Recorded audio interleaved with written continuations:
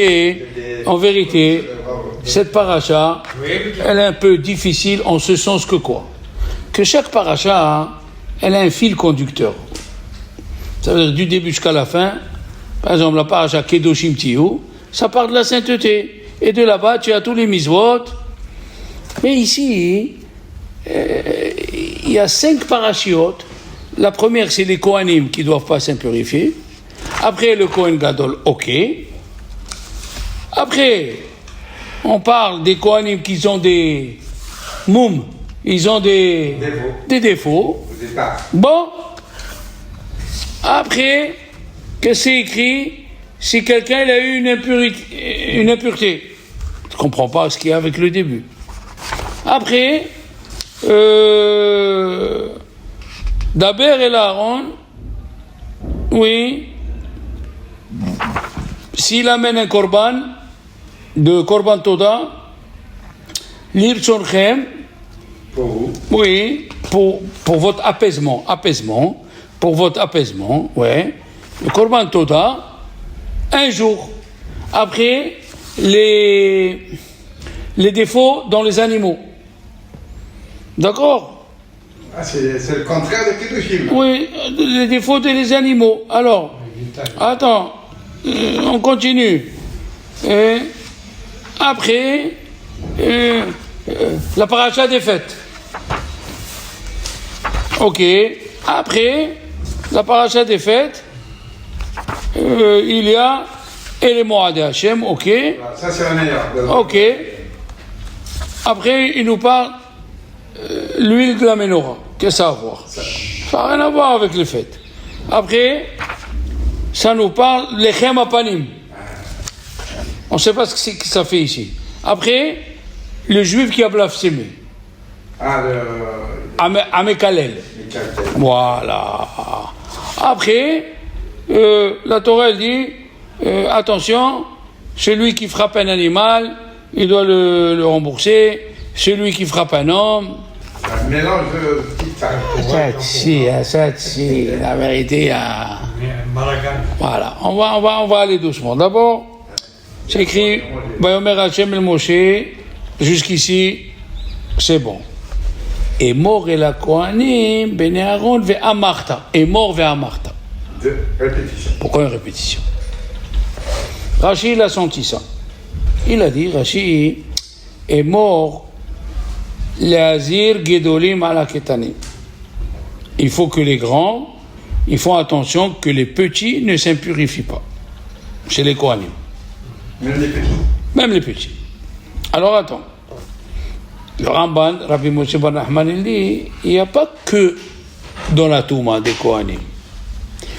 Dans le sang, c'est écrit là-bas, dans la Gemara de Yevamot, il ne faut pas donner du sang à manger à ton petit. Troisième chose, le sheretz. Ouais, les salades vertes avec les verts, les salades vertes, il ne faut pas donner. On prend un moustique. Donc, nous avons la touma, nous avons le sang, et nous avons les petits insectes. La Torah, 3 fois, elle a dit, ne donne pas à manger aux petits. Maintenant, si le petit mange lui-même, il mange. Katan ochel nevelot, en bedin mitzuvim leafrishu. Un petit qui mange de la tréfa, le bedin, il n'est pas hayav d'aller l'empêcher. Il n'est pas hayav. C'est son père. Son père, il a la misva de chinuch. Tout le monde croit, à tort, que tout le monde croit que la misva de chinuch revient sur la maman. Et il dit, Rabbi Ovadia Yosef, c'est faux. C'est écrit dans la Mishnah, Ha'av maddir et beno, benizirut. Le père, il entraîne son fils à être nazir. Et si c'est la femme, pourquoi tu ne dis pas M? Dans l'Alakha, c'est le père qui doit éduquer son fils. Ce qu'elle fait la mère, c'est apprendre à vivre. La politesse, c'est très important. Puisque là, c'est écrit dans le Pirkei Avot, Derech Erez, Kadma la Torah. La politesse, elle est avant la Torah. On est d'accord. Mais vous avez bien compris que les 5 sujets, on ne sait pas qu'est-ce qu'ils font en même temps? Alors, il y a une explication. Et mort vers Martha, il dit Rashi, les Azir Gedolim Alakitanim. Qu'est-ce que c'est les Azir? Il y a un rave qui a dit les Azir, ça vient du mot Zohar. C'est quoi Zohar? Fait briller les Kohanim. Le père, parce que l'enfant il est en classe avec ses copains. Il voit que tout le monde va accompagner le mort à la Levaya. Et lui, on lui dit non. Et une fois, il voit son père qui accompagne un mort, alors qu'il est Cohen. Alors il se demande pourquoi moi, j'y vais pas et mes amis, ils y vont. Alors, le père, il doit lui dire qui tu es. Tu n'es pas n'importe qui. Tu es un Cohen. Un Cohen, il a des mitzvot que les Juifs n'ont pas. Un Cohen n'a pas le droit de s'impurifier pour un mort. Un Cohen, il ne peut pas rentrer au cimetière. D'accord? Le fils, il se demande pourquoi nous, on est différents. Abrabanel, il a dit, il y a eu un donneur de la Torah, oui, c'est Dieu. Mais on était plusieurs récepteurs. Il y avait Aaron et ses enfants, les Ékinim, après Israël. Ceci nous dit que tous on n'était pas égaux au moment de Matan Torah. Et oui, pourquoi Dieu il a fait 3? Pourquoi il n'a pas dit tous ensemble? Ça veut dire la perception de la Torah est différente. Voilà. Tout le monde a reçu la Torah. Mais la perception de la Torah n'est pas pareille. La même chose, Dieu il a mis des Kohanim. Il a mis des Lévi'im au service des Kohanim. Et il a mis des Juifs au service des Lévi'im et des Kohanim. On n'est pas pareil, mais on est complémentaires. On est complémentaires. Alors le père, il doit dire à son fils, attends, tu n'es pas n'importe qui. Tu es Cohen, fils de Cohen, tu dois servir le tombe. C'est pas facile pour un Cohen. Moi, ça fait 25 ans, je ne suis pas allé sur la tombe de mon père. C'est pas facile. La tombe de ma mère, ça fait 4 ans, je ne suis pas allé. Il y a eu des rabbanim, des grands, je vous dis, le Chazon Ish, il dit, on dit sur lui, il avait sa mère qui était enterrée à Jérusalem, il n'est jamais allé voir sur la tombe. Il a dit, c'est Bitul Torah. Ben oui, chacun son degré. C'est ce qu'on a dit, Alain. Chacun son degré. Nous, il faut aller, on va allumer, on va faire Ashkava pour toi, à ton niveau. Il n'y a pas de problème. La Torah, elle n'est pas contre. Seulement, il faut savoir ce qu'on a dit au nom de Ari Akadosh. Que celui qui va au cimetière, il faut qu'il fasse mikvé avant. Et après qu'il est allé au cimetière, il faut qu'il fasse un deuxième mikvé. Le premier, c'est pour enlever toutes les forces du mal qui étaient avec lui. Sinon, quand ils rentrent au cimetière, les forces du mal qui sont au cimetière, ils s'accrochent, Hazak. Et après le cimetière, pourquoi il faut faire mikvé? Pour enlever les forces du mal qui sont accrochées à toi. Il faut faire attention. Comme ça, il dit Ari Akadosh.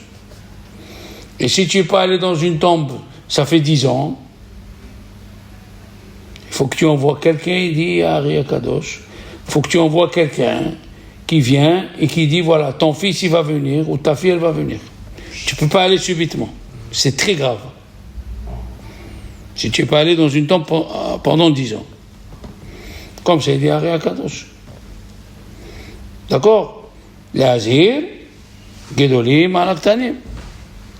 Un Kohen Gadol, dès qu'il devient Kohen Gadol, il doit dire au revoir à sa famille. Le Chinuch, il dit, le Kohen Gadol, c'est un être exceptionnel. Si on le choisit, c'est qu'il s'est détaché de ce monde. Il n'a rien à faire avec les plaisirs de ce monde. Il n'a rien à faire.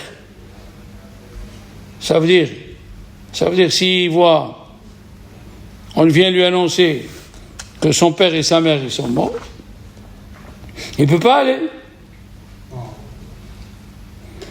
Il ne peut pas aller.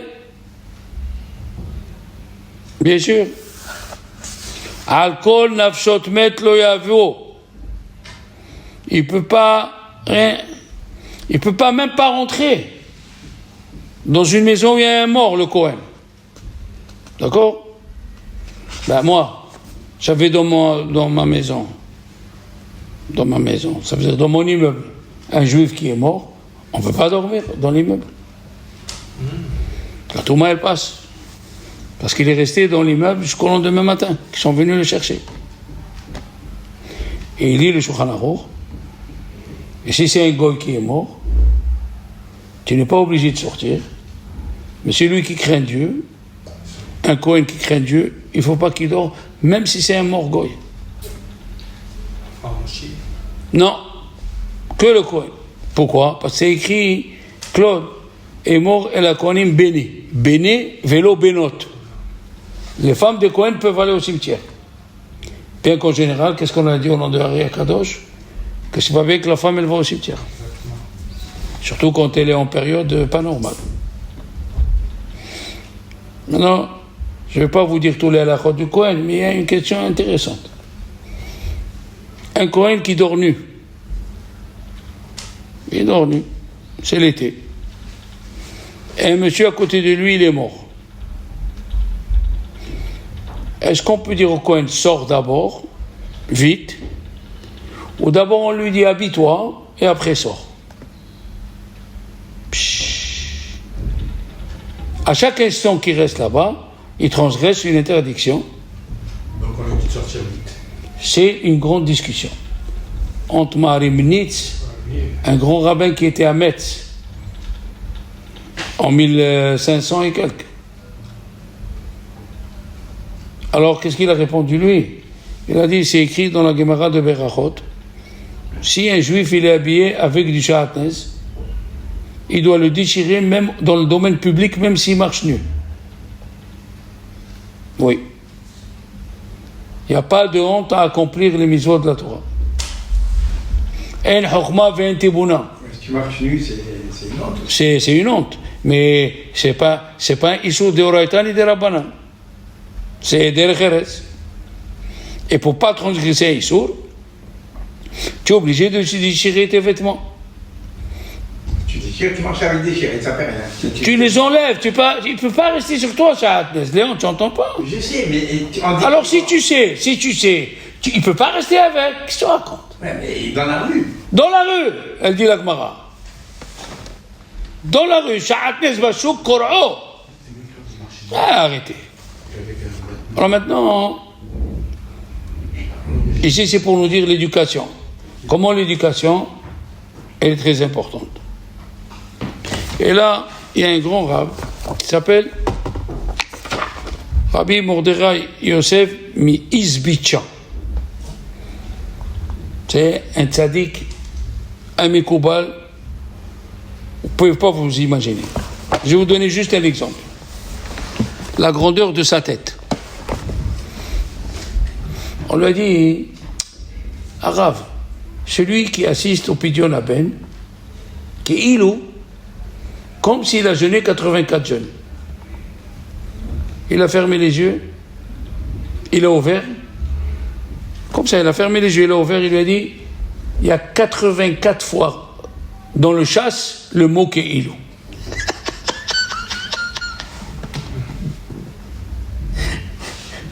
Comment il avait la Gemara devant les yeux? Il a fermé les yeux, il a ouvert les hanches, il a dit, il y a 84 fois dans le chasse qui est ilou. Afrit, hein? Alors maintenant, lui, il va donner, pour les 5 parachutes qu'on a eu, quelque chose d'extraordinaire. Il a dit, la personne, elle a 5 plaintes envers Dieu. Il y a chaque chose qu'on va dire, l'homme, il rouspète envers Dieu. Exemple. La mort,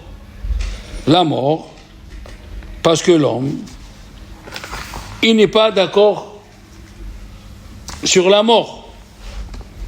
D'accord? Exemple. Prenons un Kohen. Combien il travaillait par an le Kohen au Beth Amikdash? 2 jours. Imagine-toi, ce Kohen, il habite à Tzfat. Il se prépare à Dodan. Un an, il fait 40 km par jour. Moyen. 10 jours. Combien il faut? Combien 10 jours? Hazak au bord. Il arrive, il dort le soir. Le matin, quand il se lève, il y a un reptile impur qui tombe sur sa tête. Qu'est-ce qu'il se dit, le monsieur? Il ne peut plus rentrer au Beth Amikdash.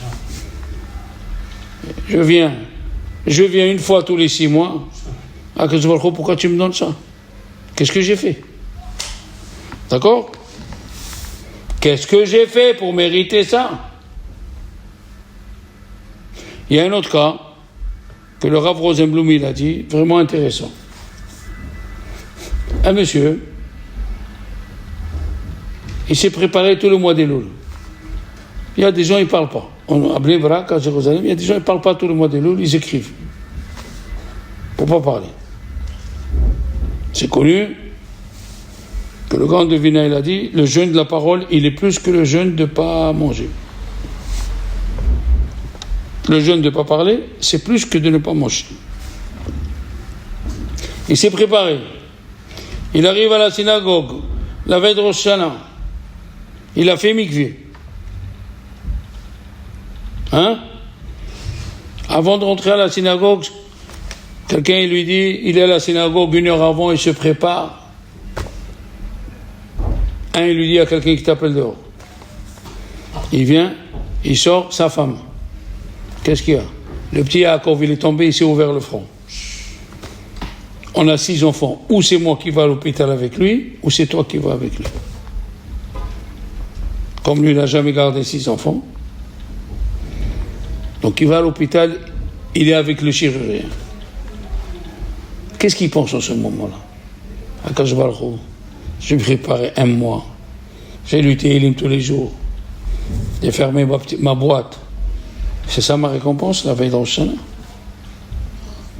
Je peux vous dire, entre nous, mes amis, ça m'est arrivé à moi. Yosef était petit. Il jouait avec ma fille Déborah. Il est rentré sous le lit. Ma fille, elle a tiré son bras pour le faire sortir sous le lit. Le bras, il s'est tourné. La veille de Rosh Hashanah. J'ai pris le petit, je suis allé à l'hôpital à Latimon. Et j'étais assis, je pleurais, je disais à Akadosh Baruch Hu. 1 mois, je me suis levé au Slihot. 1 mois. J'ai fait attention, j'ai acheté du pain allumé. Maintenant, je vais rester ici avec le petit. Le chauffard, on attend 1 fois par an le chauffard, c'est ça que je vois. Qu'est-ce que je dois faire? Il vient, le docteur de la radio, il a dit, d'abord on va faire une radio pour voir les veines, qu'est-ce qui a été touché, qu'est-ce qui n'a pas été touché. Il met le petit. Qu'est-ce qui s'est passé? Il lui tourne la main pour prendre la radio. L'os, il s'est remis à sa place. Il m'appelle, M. Cohen, prenez le petit, il n'y a plus rien. Rentrez chez vous. J'ai trouvé ma femme assise en train de pleurer, il y avait mon père et ma mère. Il n'y a rien, maman. Mais c'est un coup dur. Ça fait partie des choses que les gens ils respectent envers Dieu. Un monsieur prépare la Haskara de son père, des 11 mois. Il se tue, il va chez Mardoché, il achète les boissons, les machins. Le soir, il attrape le Covid. Il ne peut faire ni Kaddish, il n'a pas de voix, il n'y a rien, il faut cracher. Qu'est-ce que tu fais? Troisième chose, les défauts, moum. Combien de moum il y a dans la Torah pour interdire au Kohen de venir? C'est combien? Ça fait le moum même, Evav, comme ça. Il dit le grand de Vilna, il y a 86 moum. Différent. Le mot moum pour le Kohen et 86 moum pour l'animal. Alors le Kohen maintenant, il est né, admettons, sans un doigt. Le grand devineur, il a dit, il y a 86, mais il y a 2 encore. C'est pas des moums, mais les chachamim m'ont interdit parce que les gens ils sont un peu choqués. Un Kohen qui a plus de dents. Ou un Kohen qui a plus de cils. C'est un moum aussi. C'est un moum. Alors ce Kohen Léon, qu'est-ce qu'il dit à Dieu? Pourquoi tu m'as crié comme ça? Je suis Kohen, je ne peux pas travailler au Beth Amikdash. D'accord? Je veux manger les corbanotes, je veux. Il a dit, tous ceux qui viennent avec un moum, on le sait, au nom de Chafetz Chaim, c'est Dieu qui leur demande, comment tu veux venir? C'est eux qui choisissent de revenir avec un défaut pour ne pas faire des péchés. Celui qui était très beau comme Yosef, et il a fait des péchés avec des filles, mais il a fait des mitzvot de l'autre côté, le bon Dieu lui donne le choix. Guéinam, où tu veux revenir? Je veux revenir, mais très moche. D'accord? Alors ce Kohen qui a le moum, il dit à Dieu, qu'est-ce que je t'ai fait? Pourquoi ça m'arrive ça? C'est encore une 3e complète. Une plainte envers Dieu. L'homme il rouspète. C'est connu. C'est écrit dans la parashat Devarim, Vateragnu be'olechem. Qu'est-ce que c'est Vateragnu? Il dit Rashi, vous rouspétez tout le temps. Vous rouspétez. Le Chidel dit, on dit en espagnol ponticos. Il met le point sur tout. Pourquoi tu t'es tourné? Pourquoi tu as parlé? Pourquoi tu as levé la tête? Pourquoi? C'est pas possible ça. Le juif il rouspète tout le temps. La 3e paracha, le Kohen qui a une touma. C'est vrai que, attention, je vais vous dire un secret.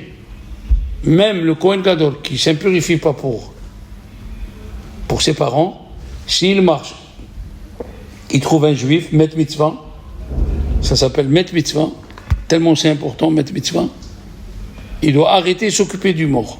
Et il ne va pas s'impurifier pour son père et sa mère. Met Mitzvah. Il y a des gens qui ont compris ça.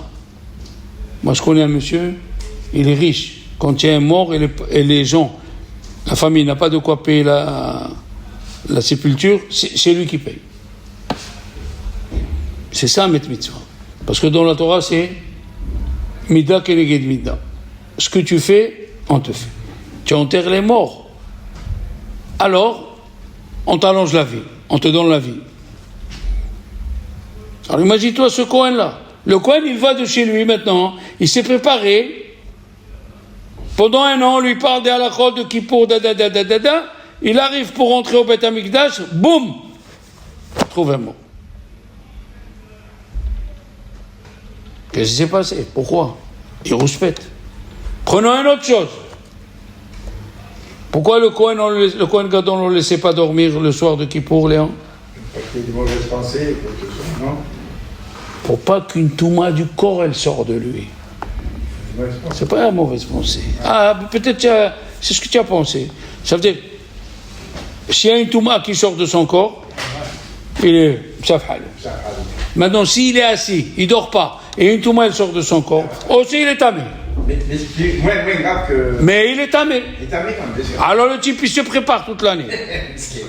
La nuit, le jour. Qu'est-ce qu'il a dit, Baba Salé, pour les hommes? Le soir de Kippour, et je vous l'ai toujours dit, on dort du côté droit, avec un livre du Zohar à côté, les pieds dehors, et on lit les Mizmorim qu'il y a dans le livre de Kippour, et on dit cette fois, Ve'aya pirosho betocho, lo ikarea. Le soir avant de quitter la synagogue. Oui, monsieur, exactement. Parce que le Shulchan Aruch, il dit, un monsieur qui a un écoulement, il n'est pas sûr de finir l'année. C'est vrai que il y a plusieurs fois, pourquoi il a un écoulement, peut-être il a trop mangé, peut-être il a trop marché, mais ça fait peur. Ils se sont éloignés de Dieu. Le Kohen à cause de la Touma, ou à cause d'un défaut, ou à cause de Met Mitzvah, ils se sont éloignés de Dieu. Ça qu'on dit les 4 télim, là, le soir. Oui, monsieur. Et Et il y a 8 des fois, là-bas, il y a 8. Et la quatrième chose, c'est un monsieur qui a ramassé de l'argent avec sa famille pour amener un korban chez l'amim, amener un beau korban à Dieu. Il fait tout le chemin. Hein? Même aujourd'hui, il prend un camion. Il faut louer un camion pour amener un bœuf jusqu'au Beth Amikdash. Il l'amène au Beth Amikdash. Le Kohen il voit, il lui dit excuse-moi mon ami, ton animal il a des verrues dans les yeux, pas sous l'eau. Et plainte envers Dieu. Qu'est-ce que j'ai fait? J'ai acheté un animal. Combien ça coûte un bœuf aujourd'hui? 7 000 euros. Loue le camion, 3 000 euros.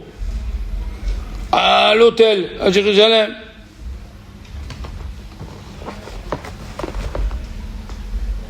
C'est ça. La 5e paracha, Léon. Quelqu'un qui a eu un miracle, il amène Korban Toda. Qu'est-ce qu'elle dit la Torah? Il faut qu'il pense à le manger un jour, pas plus. Et s'il pense 2 jours, pigoule. Il est impropre le Korban. Si le Kohen ou le monsieur, il sort de sa bouche, il y a qui disent même avec la pensée, mais s'il sort avec de sa bouche, je vais manger le Korban dans 2 jours, ils font la shahita, oui, il fait la shahita et il dit je vais le manger dans 2 jours, il fait la shahita et il dit je vais manger dans 2 jours. Comme ça c'est écrit dans ma Masechet Pesachim, Hayav mitabi de Shamaim, et le Korban il est pas saoul. Pigoule. Pourquoi? Parce que Dieu, il veut pas que tu t'appuies, que tu sois confiant en toi. J'ai amené Korban Toda, je remercie Dieu, alors j'ai l'assurance. Non. Tu dois chaque jour avoir l'assurance sur Dieu. D'accord?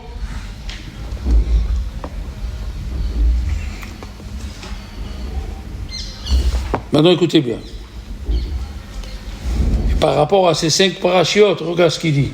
Alors là, c'est joli. Il a dit, Dieu, il a donné 5 fêtes. Exemple. Par rapport à la paracha de Pessah, elle est par rapport aux morts. Qu'est-ce qu'il dit le monsieur?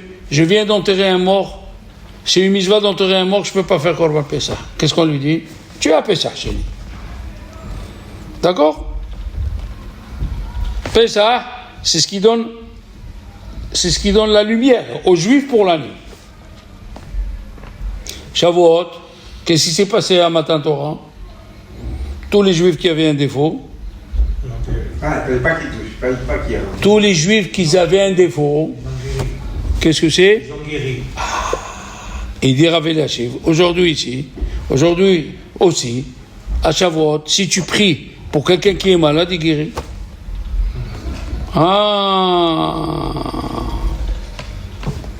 Rosh Hashanah, c'est pour les mauvaises nouvelles. Qu'est-ce qu'a dit la Torah? Tout celui qui sonne par Rosh Hashanah, à la fin on lui annonce des mauvaises nouvelles. Si tu sonnes à Rosh Hashanah, tu n'auras pas de surprise que tu es impur, tu ne peux pas rentrer, tu es tamé. Oui, très important le chauffard. D'accord? Mais tu vois, tu es le chauffard. Maintenant, Yom Kippour, qu'est-ce qu'on vient de demander pardon pour les fautes qu'on a fait? Avec quoi on a fait les fautes? Avec le corps. Alors on met le korbanot. Le corps, il est plein de défauts. D'accord? Quand les Juifs, ils abandonnent tout ça, et ils font Kippour, alors ils ont une mida keneged mida. Maintenant, qu'est-ce qu'a dit la Torah? Si tu amènes Korban Toda, il faut avoir peur. tu n'as pas une assurance. C'est quoi l'assurance pour toute l'année? Souka.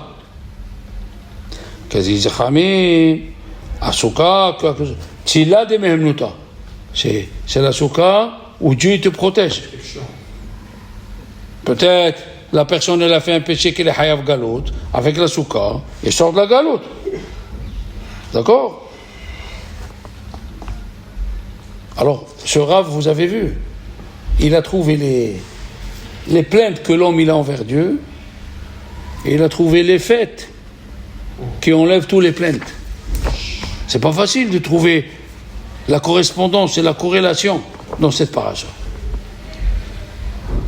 Maintenant, qu'est-ce qu'il disait, quelle est la fin de la paracha?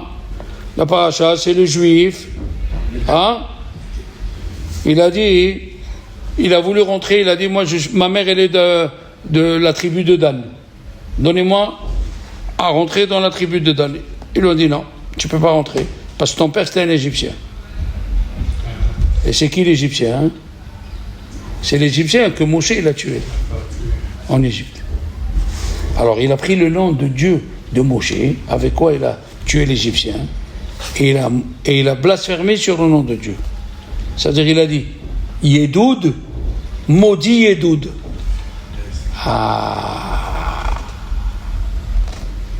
Même qu'il avait une bonne pensée, mais il a mal fini. Ça veut dire, même si tu vois qu'on te refuse une place, c'est pas à cause de ça que Dieu ne te veut pas. On lui a refusé de rentrer dans la tribu de Dan, mais c'est pas à cause de ça que Dieu ne le veut pas. Et qu'est-ce qu'on voit? Yaakov Avinu, il s'est jamais plaint. Il s'est plaint une fois. Et qu'est-ce qu'il dit Dieu? Il a dit Dvarim Betilim. Moi, je suis en train de le faire régner Yosef, son fils. Et lui, il se plaint. Il dit la marée ota. D'accord? Quand même, qu'est-ce que dit la Torah? Elle a mis quoi? Après que Dieu a ordonné de tuer celui qui a blasphémé, alors les gens ils vont croire que Dieu il est très méchant. Non. La Torah elle a dit, fais attention au kavod abiriot. Fais attention au kavod des créatures. Et fais attention au kavod des animaux. Et pourquoi il est venu le lechem apanim et le shemen? Qu'est-ce qu'il est venu vient faire ici? Ils ont dit le chachamim, le shemen, c'est pour nous dire, à part les 5 fêtes de la Torah, il va y avoir une fête de Hanouka, shemen. Lechem apanim, il va y avoir pourim où on mange. Donc les enfants, celui qui a compris qu'il ne faut pas respecter, parce qu'Yaakov il a respecté, on lui a enlevé, Dieu lui a enlevé 33 ans de sa vie, parce qu'il a respecté. Yak, 147. Plus 33, ça fait combien? 180. Comme son père Yitzhak. Yitzhak. Qu'est-ce qu'on voit d'ici? C'est pas bien de respecter. Hachem, il sait ce qu'il fait. Il faut rester calme. Des fois, tu te prépares. Qu'est-ce qu'on voit d'ici? Tu te prépares à une situation, à un mariage, à un truc, à un machin. Boum! Il y a un bâton dans la roue. Un mâle, il repousse un mâle. Surtout c'est les parents. Quand tu as un mâle, ça repousse un mâle chez tes enfants et chez tes petits-enfants. Toi, tu crois que c'est normal que ta fille elle accouche normale? Tu crois que c'est normal que tes enfants ils n'ont pas des problèmes de santé? C'est parce que toi, tu dis kapara. Tu dis je prends sur moi. Bien que c'est assourd de le dire, tu n'as pas le droit. Mais tu prends sur toi.